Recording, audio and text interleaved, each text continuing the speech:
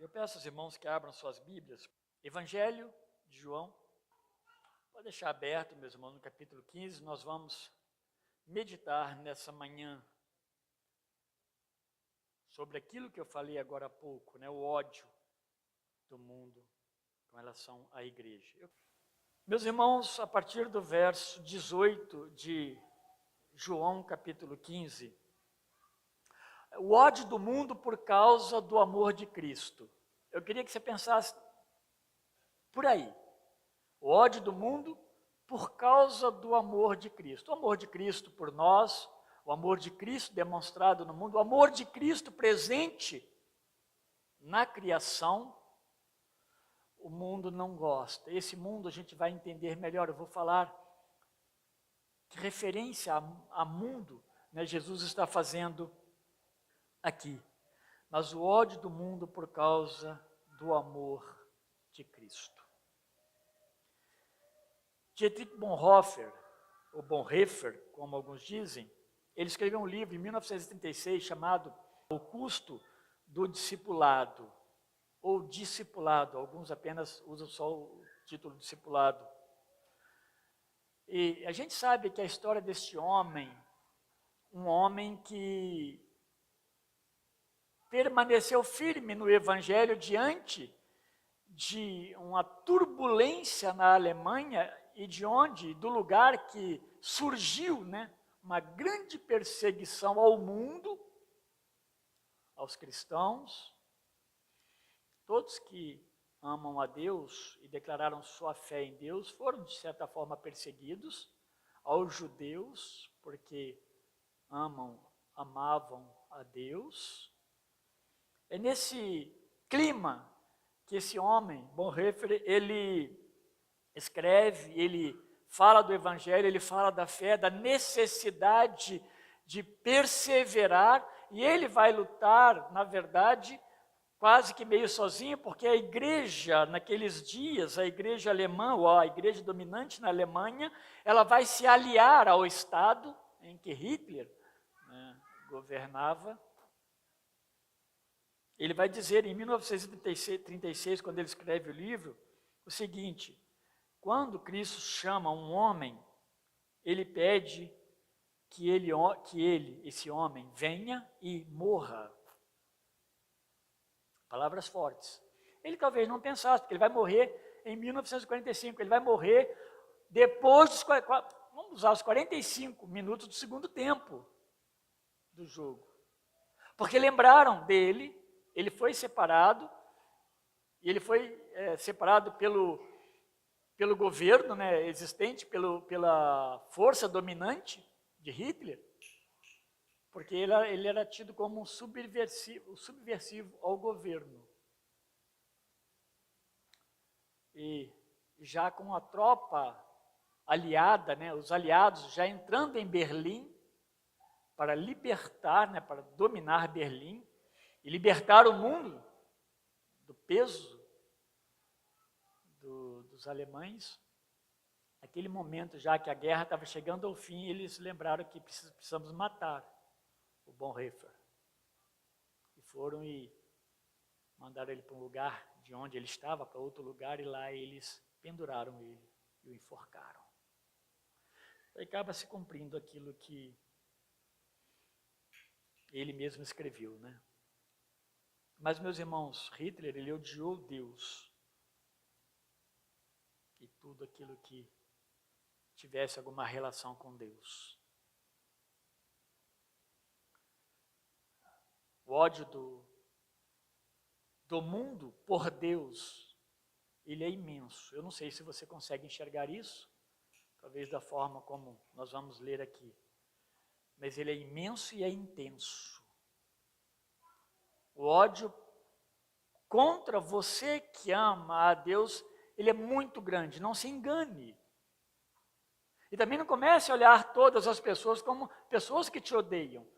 Mas, de uma forma geral, o mundo ele está combatendo tudo que venha de Deus, porque ele não ama a Deus. Porque ele detesta Cristo e o Evangelho.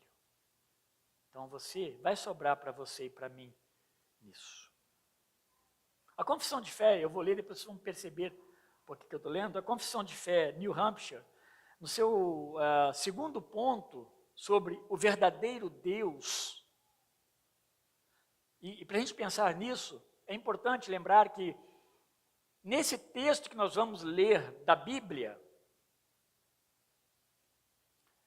Jesus vai deixar claro que eles, primeiro, nos odeiam e nos odiarão por causa dele. Mas mais além ainda, porque eles não amaram e não amam o Pai. E Jesus tem parte com Deus. Jesus vem de Deus e Jesus é Deus. Então, do verdadeiro Deus, diz assim, a nossa confissão de fé, aquilo que a classe de membresia, inclusive, está estudando. Ela diz, cremos que há um e somente um Deus vivo e verdadeiro, um Espírito infinito, inteligente, cujo nome é Yahvé, o Criador e Supremo Governador do céu e da terra, inexprimivelmente glorioso em santidade e digno de toda honra, confiança e amor possíveis. Que na unidade da divindade há 3 pessoas, o Pai, o Filho e o Espírito Santo, iguais em toda a perfeição divina e executando distintos e harmoniosos ofícios na grande obra da redenção. Não se assustem, mas tem muitas igrejas que vocês chamam de evangélica, eu não anotei aqui, não quero anotar nomes aqui, uma delas a gente conhece. Ouve muitas músicas, elas recusam a reconhecer Deus. Igreja evangélica, que faz música, que se bobear nós cantamos. Eles recusam-se a reconhecer Deus na economia da Trindade, da salvação. É só Cristo. Inclusive batizam somente em nome de Cristo. Enquanto que a Bíblia nos ensina em nome do Pai, do Filho, do Espírito Santo. É uma coisa que o presbitério dessa igreja observa nos batismos. Como eles foram, como foi a sua fé, o seu arrependimento, mas como foi o seu batismo? Importante isso. Jesus Cristo é Deus. Assim como o amor de Jesus que marca a igreja de Jesus Cristo, no texto anterior que nós não lemos, nós nem lemos esse, eu vou ler ainda, vou chegar nele, tá? Mas no anterior, essa expressão amor, e Cristo repete ela diversas vezes, 8 vezes ela acontece. Se você pegar do verso 9 até o 17, amor, amor, amor, ameis, amem, ela vai se repetir por 8 vezes. Nesse que nós vamos ler agora, que eu estou fazendo essa introdução, do 18 ao 27, o ódio e essa noção e ideia de perseguição do mundo a Cristo e também aos seus discípulos se repetem por 9 vezes, como sendo uma reação do mundo ao Deus que os amou profundamente, os criou, como resultado, na verdade, esse ódio, resultado da queda. Vamos ao texto, verso 18 em diante. Se o mundo vos odeia, sabei que primeiro do que a vós outros, me odiou a mim. Se vós fosseis do mundo, o mundo amaria o que era seu. Como todavia, não sois do mundo, pelo contrário, dele vos escolhi, por isso o mundo vos odeia. Lembrai-vos da palavra que eu vos disse, não é o servo maior do que o seu senhor. Se me perseguiram a mim, também perseguirão a vós outros. Se guardaram a minha palavra, também guardarão a vossa. Tudo isso, porém, vos farão por causa do meu nome, porquanto não conhecem aquele que me enviou, Deus. Se eu não viera, nem lhes houvera falado, pecado não teriam. Mas agora não tem desculpa do seu pecado. Quem me odeia, odeia também a meu Pai. Se eu não tivesse feito entre eles tais obras, quais nenhum outro fez, pecado não teriam. Mas agora, não somente têm eles visto, mas também odiado tanto a mim como a meu Pai. Isto, porém, é para que se cumpra a palavra escrita na sua lei. Odiaram-me sem motivo. Quando, porém, vier o Consolador, que eu vos enviarei da parte do Pai, o Espírito da verdade, que dele procede, esse dará testemunho de mim. E vós também testemunhareis, porque estáis comigo desde o princípio. Jesus, ele acabara de dar instruções acerca da necessidade deles amarem uns aos outros. Jesus veio trabalhando isso. Eu falei que a palavra é a expressão amor, e amor ágape, que é o amor doador, o amor que se entrega. Ele acabou de instruí-los sobre isso, porque ele os amou. O amor de Jesus pelos seus discípulos, como mestre e também como um exemplo, ele foi fiel. Ele foi o amor que se doou. E nós acabamos de celebrar a ceia e trouxemos à nossa memória que Cristo morreu na cruz do Calvário pelo nosso pecado. Ele foi um amor amigo, um amor verdadeiro. Só que enquanto Jesus está falando, essa demonstração de amor, ela vai encontrar o seu auge lá na cruz. E eles ainda não tinham visto isso. Eles veriam esse auge, esse ápice do amor de Cristo lá na cruz do Calvário. Esses aqui, então, esse momento que Jesus está instruindo seus discípulos, eles são os últimos momentos de Jesus com eles. E o Senhor deseja, então, que eles estejam e permanecessem preparados para continuar o evangelho da graça, do qual eu e você somos resultado. Essa boa nova do evangelho que eles precisavam dar continuidade.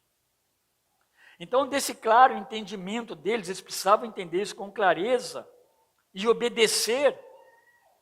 A partir daí, então, o evangelho cresceria, sobreviveria, não pelos discípulos, mas pelo poder de Deus, pela presença do Espírito, que esse texto deixa muito claro, diante das maiores adversidades possíveis. Não é fácil, meus irmãos. Nós temos batido muito aqui nesse ponto, de quando você crer em Jesus, a expressão mais usada, né? Você aceita Cristo como Senhor e Salvador, você não veio para Cristo para ter uma vida plena e maravilhosa e sem sofrimento. Pelo contrário, o Evangelho prevê sofrimento, abandonos, solidão,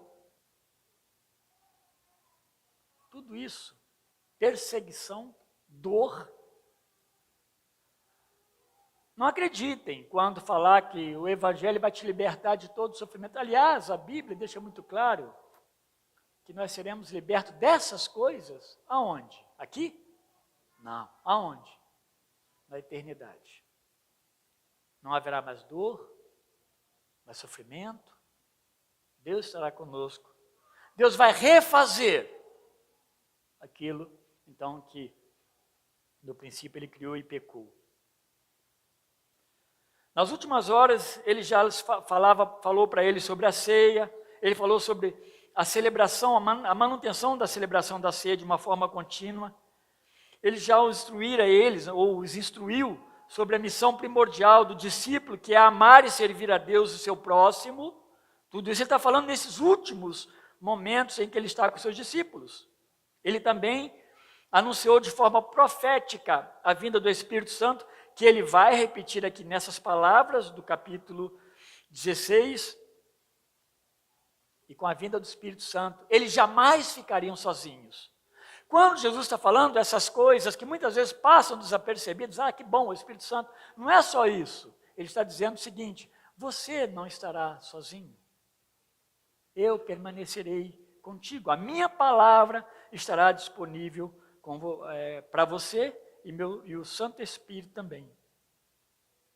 Jesus então deixa claro que permanecendo nele, como videira verdadeira, obedecendo aos seus mandamentos, eles seriam discípulos frutíferos, que é do capítulo 15, aí, verso 1 até o verso 8.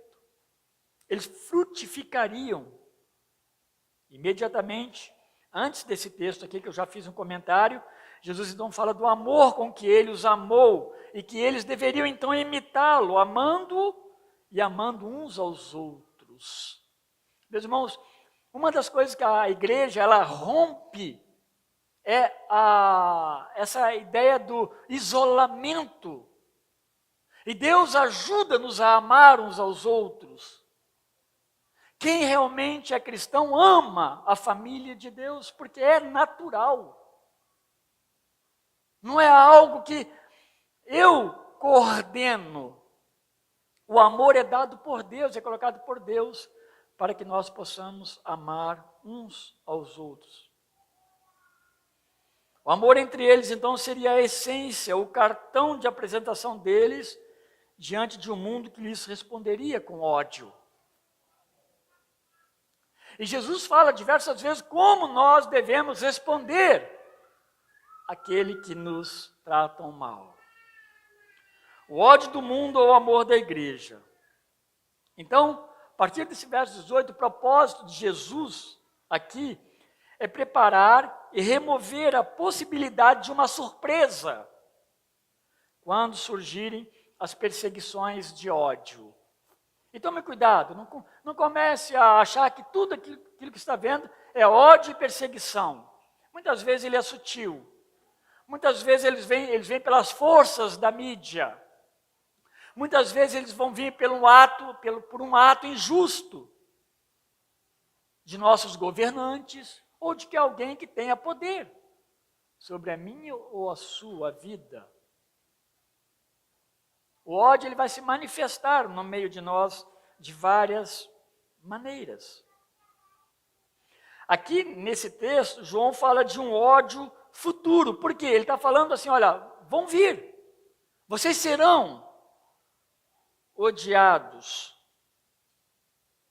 Mas eles vão ver isso a partir da prisão de Jesus. Quando imediatamente, mais adiante aqui, Jesus será preso.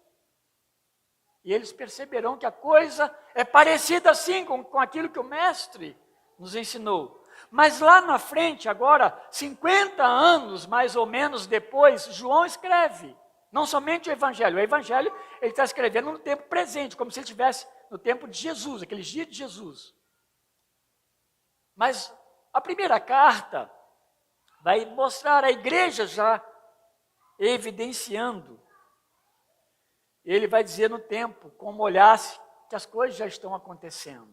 Ele diz lá em 1 João 3,13, ele diz assim, meus irmãos, eu estou falando depois desse tempo aqui, não se admirem se o mundo os odeia.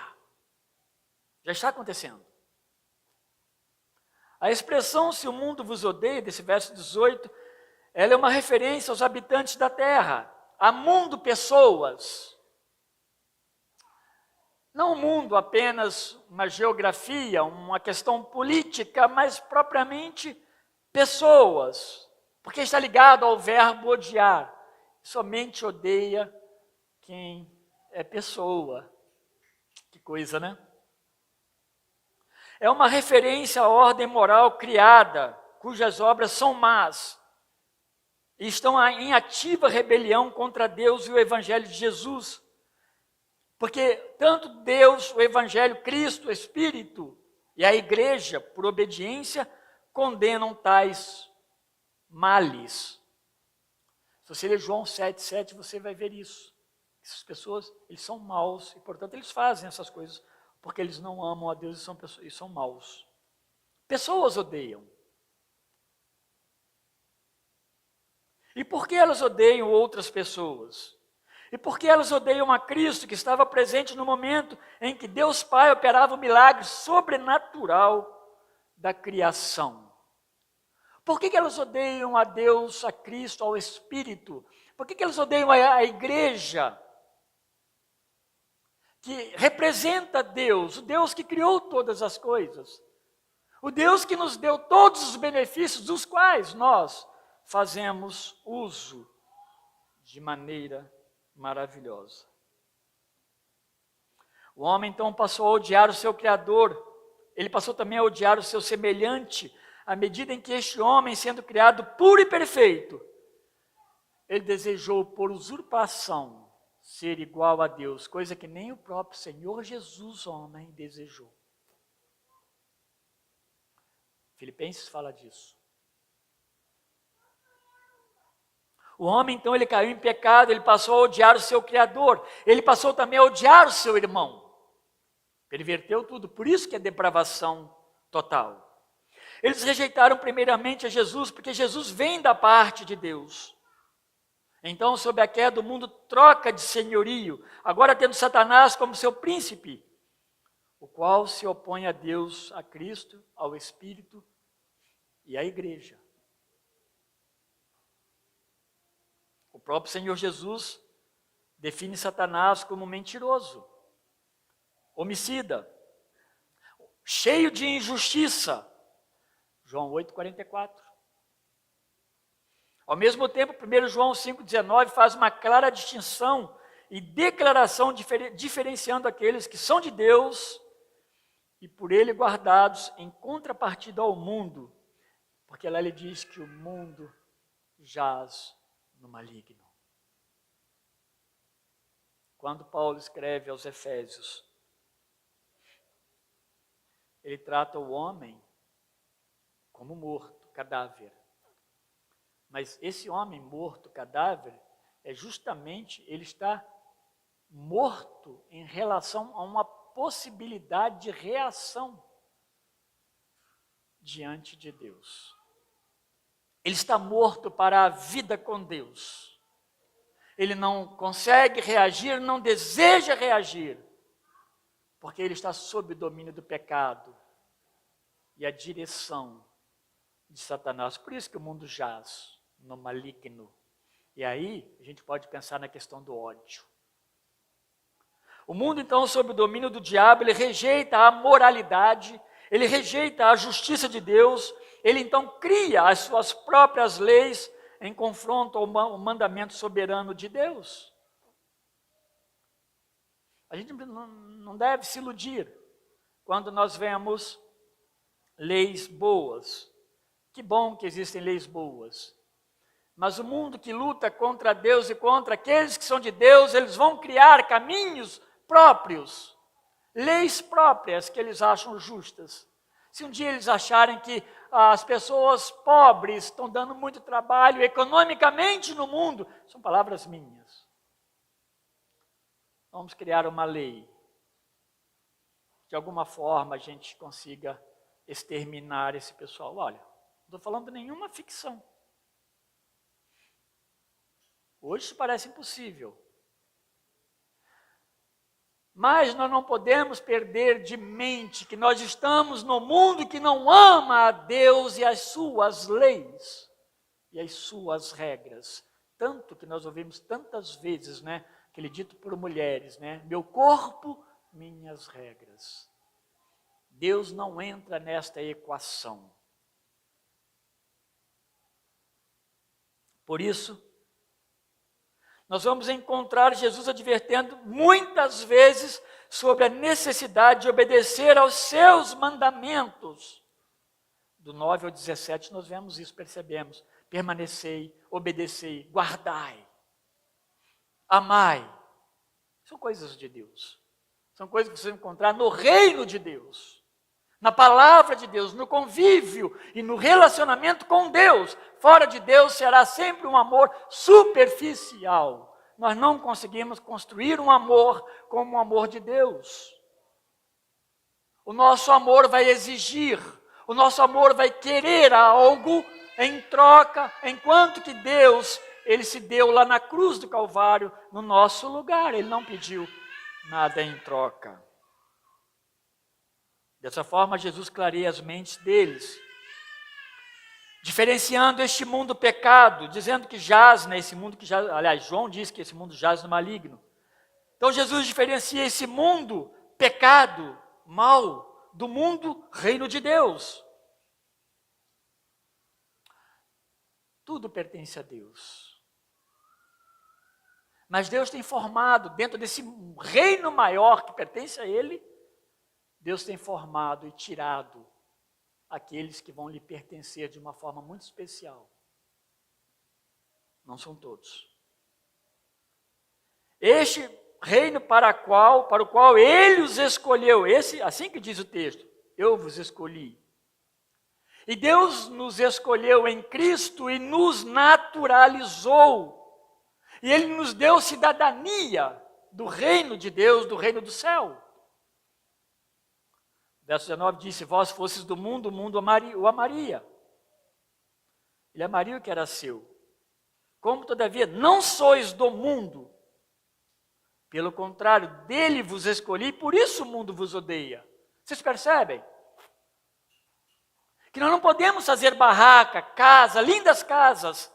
Podemos fazer, mas a nossa mente não pode estar presa nessas coisas. Estaríamos perdidos. Porque algo maior e melhor já foi construído por Deus no céu para nós. Aí você pode imaginar o que você quiser, mas isso é certo. Nós um dia estaremos com Ele para sempre. Não é aqui o nosso lugar. Talvez se isso aqui chegar só esse recorte aqui, lá nas mídias, eu possa ser processado por mentira, calúnia, fake news, muito corriqueiro. Não, é uma verdade, nós nos apoiamos nisso. Nós nos valemos dessa verdade. Ele nos escolheu. E é por isso que o mundo nos odeia. Aqueles que não são do reino de Cristo odeiam os que do reino são. É bem dentro desse contexto que Pedro ele consola aqueles irmãos em Cristo que se encontravam espalhados em algum lugar do mundo antigo, sendo odiados e divorciados ilegalmente de seus direitos civis. Leiam a carta de Pedro. É para chorar. Porque começa falando que eles são dispersos. Lá eles não tinham direitos. Coisas tão básicas, cidadania, eles não tinham. Pedro escreve consolando aqueles irmãos. Interessante que Pedro fala, olhem, mirem Cristo que morreu na cruz por nós. Pedro está alegrando aqueles irmãos, não está falando para eles, olha, vai chegar uma libertação para vocês, vai chegar um exército aí. Não, talvez vocês vão morrer nos seus sofrimentos. Mas tem coisa grande e melhor preparado por Deus. Ele diz no 4,14 de 1 Pedro, se sois insultados por causa do nome de Cristo, bem-aventurados sois, porquanto sobre vós repousa o Espírito Santo da glória, o Espírito Santo de Deus. Então alegrai-vos, estáis contentes. Crentes que reclamam, porque o sofrimento chegou e começam a reclamar. É diferente de sentir dor. É diferente de clamar a Deus. Mas ficar reclamando da vida, reclamando, chegar ao ponto de que Deus não pode fazer mais nada por mim. Isso, meus irmãos, é uma tristeza profunda. Jesus então tira seus discípulos do mundo, restaura-os por sua graça, agora leva de volta a fidelidade e amor que só existe nele, e traz eles de volta das mãos do diabo para o seu legítimo monarca e rei, que é ele, que é o nosso Senhor. Então, meus irmãos, nós somos abençoados por isso. Então, certamente que não serão populares. Você não será popular no seu trabalho, no seu convívio, não será popular, se você, de fato, se mantiver como um cristão e filho de Deus. Tanto Mateus quanto Lucas, no Evangelho, eles lembram essas palavras de Jesus a respeito do ódio do mundo sobre os filhos de Deus por causa do próprio nome de Deus. E Jesus fala que, assim, que o nome dele é que causa todo esse alvoroço. Ele adverte, afirmando que se ele, sendo Deus, portanto maior que eles, ele foi perseguido, eles também serão perseguidos, no verso 20. Se eu, sendo filho de Deus, vindo do céu, que nasci de maneira sobrenatural, fiz milagres, eu fui perseguido. vocês também serão perseguidos. Eles carregavam o nome e eles procediam conforme o seu mestre. Então eles seriam perseguidos conforme o mestre foi. Leiam a história da igreja. Tantos livros hoje disponíveis aí. A biblioteca está repleta. Todos têm direito a pegar livro na biblioteca. Procure os irmãos que coordenam, que eles ajudarão. A irmã Cláudia é uma delas. Leiam a história da igreja. Leiam a história lá do comecinho. Policarpo, tantos outros, que no momento da morte, a frase que eles tinham que dizer para se libertarem seria tão somente: eu não quero seguir mais a Cristo. E eles seriam libertos e revestidos até de pomposidade, aqueles que já eram pomposos, né, na sua vida, no dia a dia. Mas ele não, mete fogo. Estou falando de uma forma muito atualizada, né, melhorada. Mas é isso que ele disse. Prossigam. Porque ele nunca me decepcionou. Jesus nunca me decepcionou. Eu estou com 86 anos. Nunca isso aconteceu. Como agora haveria de eu negá-lo? Então, sofrimento, Jesus não nos enganou. Começou com ele, morrendo na cruz. Somos parecidos com o nosso mestre, porque procuramos fazer conforme ele faz, ou fez. Nós fazemos conosco o nome de Cristo, somos cristãos e nossa fé é mundialmente e corretamente chamada de fé cristã. Cristianismo é honroso, mas há de ser custoso. Devemos então esperar perseguições, sofrimentos semelhantes ao de Cristo. E Jesus traz um alento. Aí no verso 20, em contrapartida. É isso, no verso 20. Se perseguiram a mim, também perseguirão a vós. Se obedeceram a minha palavra, verso 20 final, obedecerão também a palavra de vocês. Dizendo que é possível que algumas dessas pessoas do mundo, os obedeçam, porque algumas delas obedeceram a ele. Essa é uma possibilidade para essa interpretação. Eu prefiro ficar com ela por enquanto. Isso não é unanimidade. No tempo de Jesus, poucos foram que obedeceram. E se você ler João 6 no final, o que acontece no final de João 6? Muitos não aguentam o discurso da redenção. Cruz, principalmente carne, sangue, comer. Ali dizem que pode ser uma alusão até à ceia. Para nós não dá, mas é mais ou menos isso mesmo. Vamos embora. E ele diz: olha, vocês, ele olha para os seus discípulos, vocês também desejam me abandonar e me deixar? E Pedro diz, né, solenemente: para onde iremos nós, se só tu tens a palavra, a verdade, a vida eterna? Dos versos 21 ao 24, Jesus lembra a eles que a razão de todo esse ódio do mundo em relação a eles é por causa do nome dele, o nome de Cristo. E é por causa também da rejeição deles em relação ao Deus que enviou o Cristo. É assim a economia da Trindade, né? Deus enviou Jesus. Jesus envia o Filho, o Espírito. Jesus e Deus envia o Espírito Santo. Não há diminuição, não há alguém que se posiciona maior, é missão que eles cumpriram com plena obediência. Verso 21 diz: tudo isso, porém, vos farão por causa do meu nome, porquanto não conhecem aquele que me enviou. Dessa forma, meus irmãos, então, não depende de quem eles são, ou de quem nós somos, para sermos perseguidos, e sim, de quem Jesus é. A perseguição é por causa de Jesus. E se eles ouvirem Jesus em você, você será perseguido por causa de Jesus que está em você. Jesus deixa claro isso. Não é porque você simplesmente falou assim: eu sou um crente, e saiu correndo, né? Isso é uma opção de correr atrás de você e você se escondeu. Não. É porque, de fato, você ama Cristo. E por amar a Cristo, você revela a Cristo. Nós mostramos daquilo que nós estamos cheios. E por causa de Cristo, você é perseguido. Este mundo amava um Deus que não chegasse tão perto deles.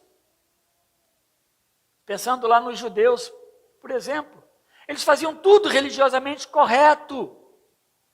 Mas quando Deus se aproxima deles em Jesus, eles recusam, eles rejeitam Deus. Não queremos Deus tão perto de nós. Aliás, há uma passagem lá em Êxodo, quando Deus falava do Monte Sinai, e trovejava e caía relâmpagos, e a voz de Deus era aquela voz tremenda.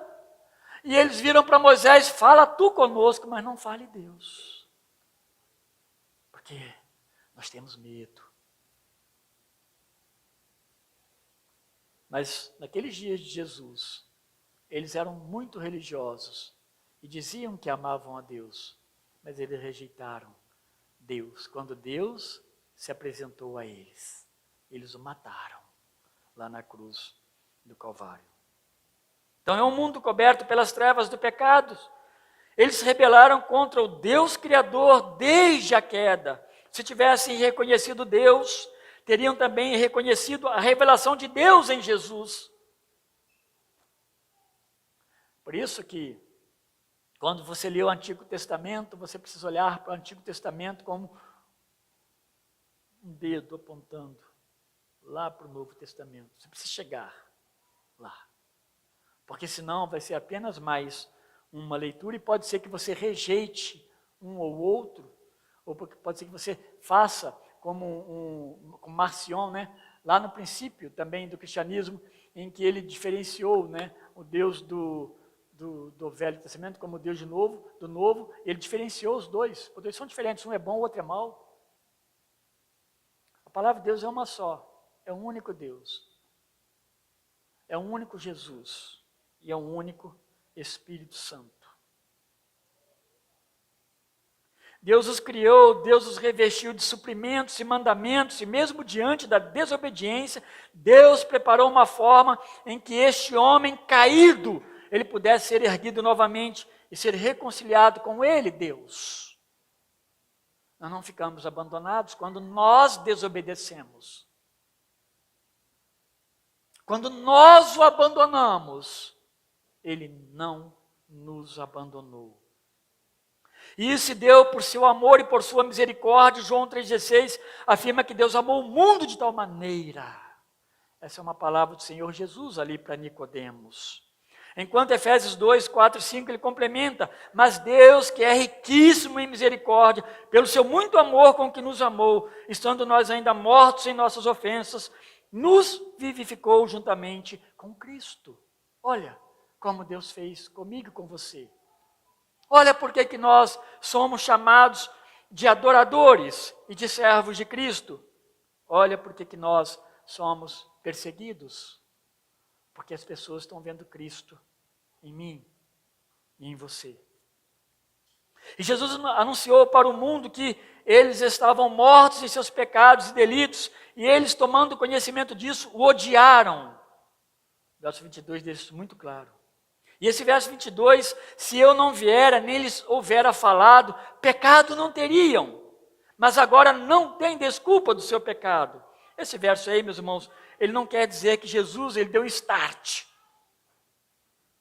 Ele começou tudo ali, né? Ele startou a culpa, ele mostrou: agora que eu vim, vocês passaram então a serem culpados diante de Deus. Não é isso.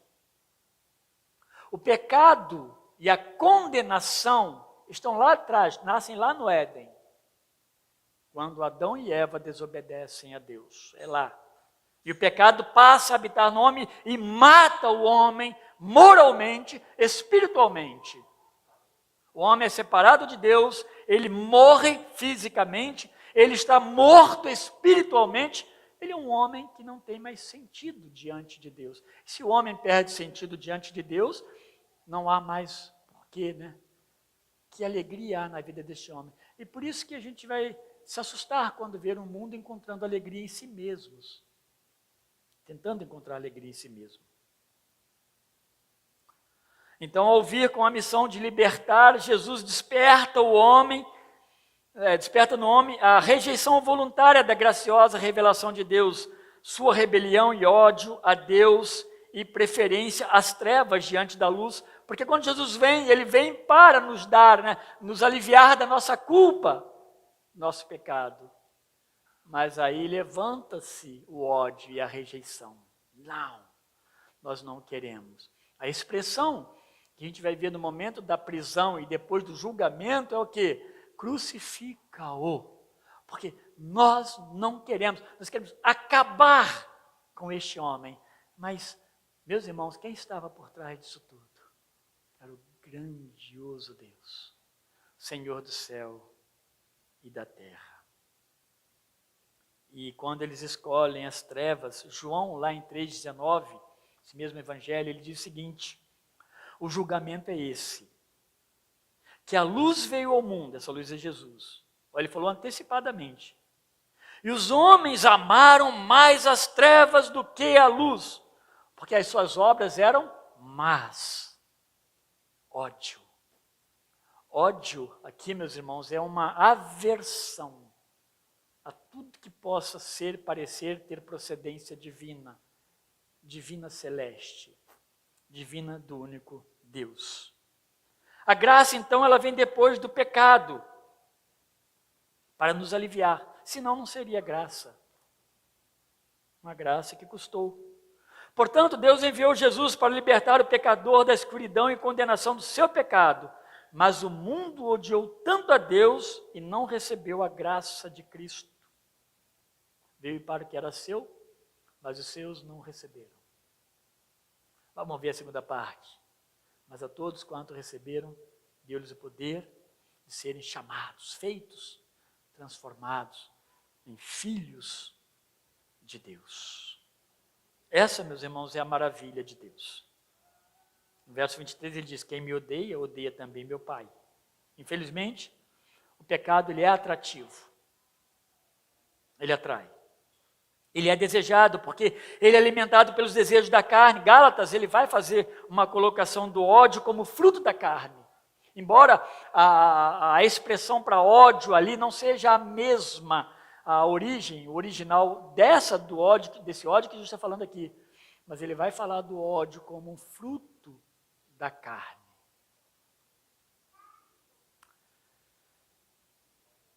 A mensagem do Evangelho de Cristo, vinda do céu, é rejeitada pelo mundo, porque ela ordena renúncia imediata. E não pode haver reconciliação ou conciliação entre pecado e santidade, Deus e o mundo. Nunca nos esqueçamos disso. Não há conciliação, porque muitos tentam ajustar as coisas. Eu vou dar um jeitinho no meu pecado, para que ele não fique tão pecaminoso. Não existe. O pecado afasta o homem de Deus. Por isso que o arrependimento, ele precisa estar como algo presente constantemente no nosso coração, diante de Deus. E Jesus, como demonstrou em outras diversas vezes, inclusive sobre a traição de Judas, ele disse-lhes que as Escrituras, elas previram esse ódio. A Escritura, ela falou da traição de Judas, falou uma porção de coisa que aconteceria nos tempos finais de Jesus, mas ela falou também que o ódio, ele estaria sendo previsto no meio do cristianismo. É uma referência a um dos salmos, que é o 69:4, mas há outro salmo também. Lá diz assim, Davi como um tipo de Cristo, e diz assim: sem razão me odeiam, muitos sem motivo me prejudicam e desejam me destruir. Sou forçado a devolver o que não roubei. Isso não é ato de injustiça, não são ódios. Os evangelhos sinóticos, meus irmãos, os evangelhos que têm uma linguagem semelhante, que é Mateus, Marcos e Lucas, eles falam dos galileus, do tempo de Cristo, E quando ele fala dos galileus do tempo de Cristo, ali, naquele texto, ele está se referindo às cidades de Corazim, Betsaida e Cafarnaum. E ali fala que elas foram advertidas, porque elas viram os milagres de Jesus e elas não se arrependeram, e que, portanto, elas receberão julgamento mais severo do que povos pagãos, como Tiro, Sidom e até mesmo Sodoma. Elas viram, perceberam os milagres, não se arrependeram. Pelo contrário, com certeza, sinalizaram seu ódio contra Cristo. Aqui, então, não é um convite a ver nos milagres sinais essenciais para a fé, porque Jesus está falando aqui, vocês me acompanharam e viram, né, as coisas que eu vos ensinei. Aqui não é um convite, então, para que o milagre seja essencial para a minha fé. Não é isso que Jesus ensina nas Escrituras Sagradas. E aí, meus irmãos, eu estava lendo J. Carson, um teólogo, estudioso das Escrituras. Ele diz sobre isso que a fé baseada no que se vê é intrinsecamente inferior. Ou seja, se você precisa ver para ter fé, é uma fé inferior. Mas ele diz que, mesmo assim, ela é intrinsecamente melhor que nenhuma fé. Ora, Jesus diz lá, aqui no 20 e 29, mais adiante, que felizes, né, bem-aventurados, os que não viram e creram. Mas Jesus está levantando neles que eles viram milagres, nem assim eles tiveram fé. O propósito central do Evangelho de João é justamente destacar alguns milagres de Jesus. Nós falamos bem no começo, repetimos algumas outras vezes. A fim de que esses sinais, esses milagres, eles apontem o observador, o leitor, o que viu, para o que é mais importante, aquele que realizou os milagres. É para isso que os milagres aconteceram. É para isso que Jesus adverte. Viram os milagres, Corazim, Betsaida, Cafarnaum, mas não creram, não se arrependeram e demonstraram sua fé em Cristo. Mas o propósito do Evangelho de João é que os milagres apontem para Jesus. E essas pessoas, vendo os milagres e crendo em Jesus como libertador da condenação do pecado, tenham vida eterna. João 20, 30 e 31.